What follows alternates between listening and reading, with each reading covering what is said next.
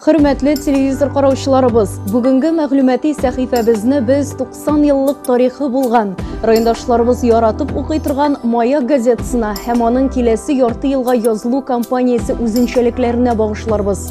Барыбызга да билгеле, Маяк иң беренчеләрдән булып район тормышын яктырта, актуаль мәсьәләләрне дә иң алдан халыкка җиткерә торган чын барлыкны оста тасвирлаучы иҗади һәм рәсми газета. Бүгенге түгәрәк өстәл сөйләшүендә дә нәкъ менә шуңа укучыларыбызга көн сулышын дөрес һәм төгәл итеп җиткерүгә, басманың киләчәгенә һәм әлбәттә инде газетага язылу барышына тукталырбыз. Үз урыныңны табу һәм укучыларыңны даими саклап килү, район басмалары, редакция коллективларыннан да зур осталык, иҗади эзләнүләр тормыш белән бергә генә түгел, хәтта аннан бер адымга алдарак атлауны да сорый. Бу нәүбәттән 90 еллык тарихлы Маякта һәр язылу кампаниясе алдыннан киң кырлы эшчәнлек җәелдереп җибәрә. Газетаны рекламалауның төрле юллары эзләнелә. Редакциядә даими оештырылган түгәрәк өстәл сөйләшүләренең берсен менә нәкъ шушы мөһим тема басманың бүгенге көн сулышы, үсешендә хәл итәсе проблемалар, алга бурычлар, киләсе ярты елга язылу кампаниясе үзенчәлекләренә багышладылар. Анда газета белән даими элемтәдә торган, подписка чорында зур ярдәм күрсәткән райондашлар катнашты. Районда масса күләм мәгълүмат чаралары саны елдан ел арта. 90 ел дәвамында дөнья күреп килгән барыбызда яраткан Маяк газетасы бердән-бер басма булып калса да, төбәгебездә яңа радио һәм телеканалларда оешып тора дип башлады түгәрәк өстәл сөйләшүен район советы аппарат җитәкчесе Айдар Халиуллин. Район башлыгы Марсель Шайдуллин тарафыннан мәгълүмат чараларына зур игътибар бирелә. Район газетасына язылу кампаниясе барышы да аның ныклы контролендә.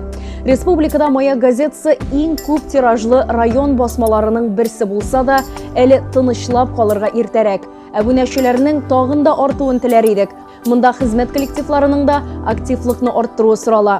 Газета укучыларыбыз белән эшчәнлектә күп кенә проектлар, яңа башлангычлар авторы, Татмедиа акционерлык җәмгыяте филиалы директоры, Маяк газетасы баш мөхәррире Фәрхәт Шайхулов газетада, сайтта, социаль челтәрләрдә төрле категория укучыларыбыз белән үткәрелеп килгән бәйгеләр, почтальоннар белән очрашулар, подписка чорында аларны кызыксындырган чаралар, ярышлар, гомумән почтамт белән үзара хезмәттәшлек, журналистлар белән авылларга ясалган десантлар, газетага язылу мөмкинлекләре хакында сөйләде.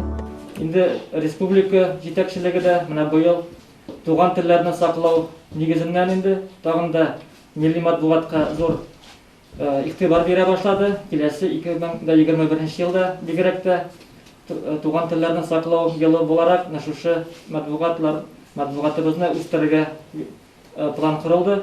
Инде белгәнегезчә, быел әле безнең Маяк редакциясе үзенең 90 еллыгында билгеләп үтә.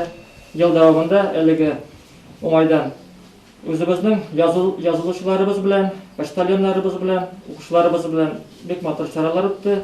Әлбәттә, подписка чорында район җитәкчелегенең дә спонсорларыбызның да зур ярдәмнәрен тоябыз диде ул. Район башлыгы Марсель Зөфәр улы Шайдуллин, Дәүләт советы депутаты Рөстәм Нәбиулла улы Мөхәммәдиев һәр язылу кампаниясендә физик мөмкинлекләре шикле, авыр тормыш хәлендә калган йөзләгән райондашларыбызга Маяк газетасы яздырып бүләк ясыйлар. Ел сайын әбүнәчеләребез арасында бәйге үткәреп, санаторийга юллама һәм кыйммәтле бүләкләр оту мөмкинлеге биргән иганәчеләребезгә дә бик рәхмәтлебез. Соңгы елларда газетага язылуның укучыларыбызга уңайлы һәм отышлы алымнарын эзләнәбез. Менә бу кампаниядә дә почта аша язылудан тыш, шәһәрдәге һәм авыллардагы альтернатив пунктларда редакциянең үзенә килеп тә язылырга була. Почтамт начальнигы Разида Жәләева быелгы подписка барышын саннарда чагылдырды, проблемаларны да ассызыклады. Безнең төп эш почтальоннар аркылы бара. Төп эш почтальон аркылы, почтальоннар үй буенча йөриләр, алар үзләренең подписчикларын беләләр. Шуның өчен алдан кирип, сөйләшеп, кеше белән киңәшләшеп, кайчан кирергә, кайчан эшсезрак хаклар була, кайчан скидкалар була, шуннан алдан сөйләшеп, почтальоннар шулай итеп эшлиләр. Кайбер авылларда почтальоннар белән кытлык туып, инде бу мәсьәлә хәл ителеп килә. Ул укучыларыбызның газетаны тарату, почта тартмалары белән бәйле һәм башка күп санлы сорауларына да җаваплар бирде. Сер түгел, газетабызны иң күп укучылар өлкән яшьтәгеләр. Сөйләшүдә катнашкан район ветераннар совет рәисе үзе дә гомере буе Маякның актив хәбәрчесе булган Миргасим Каримов басманың эштәлегенә кагылышлы фикерләр белән уртаклашты, эшлекле тәкъдимнәрен җиткерде. пенсионерлар укый. Баягыбыз бүгүнгүсүкүндө шул чаклы жакшы. Менә бу 3 ел ичинде маягыбыздын иши де, тышы да, үзе де үзгәрде. Оңай якка. Һәр елны маякка иң күп яздыручы Татмедиа оештырган бәйгеләрдә дә җиңүләр яулаган почтальон Айгөл Кабычкинаның, Актүбәдәге альтернатив пункт җитәкчесе китапханә мөдире Светлана Рахинаның тәҗрибәсе игътибарга лаек, эшләре дә күркәм. Аларның чыгышлары эчтәлекле, мавыктыргыч булды.